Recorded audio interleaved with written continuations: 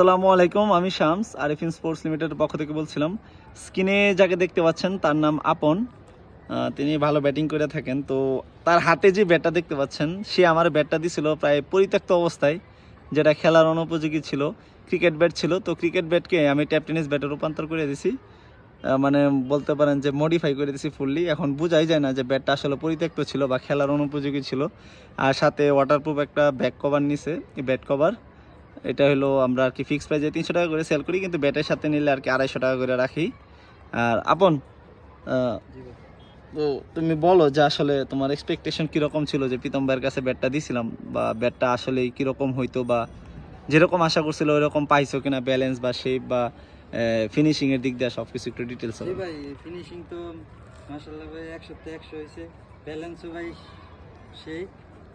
ভাই আমি তো ভাবছিলাম যে ব্যাটটা আগে নতুন যেরকম ছিল, যে ক্রিকেট বলে যে খেলছি, আর থেকে ভাই ট্যাপ টেনিসে আর ভালো ভালো ব্যালেন্স পেতেছি ভাই।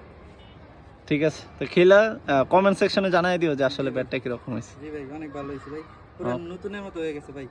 ঠিক আছে, আর যদি ব্যাটটা দেখাই যে আসলে বুঝতে পারেন ক্রিকেট ব্যাটের কীরকম ব্যাট ছিল, তারও মোটামুটি একটা আশা ছিল যে ভাইয়া মনে হয় পারবে কোনো একটা কিছু। এই যে দেখেন গ্রেন্সটা যদি দেখায়, আর কাঠের কোয়ালিটি একদম টপ ক্লাস হয়েছে। তো আশা করি স্ট্রোক অনেক ভালো হবে, সবাই খেললে এটাতে মজা পাবে তার টিমের।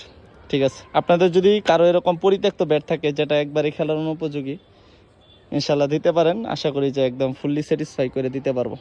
আসসালামু আলাইকুম।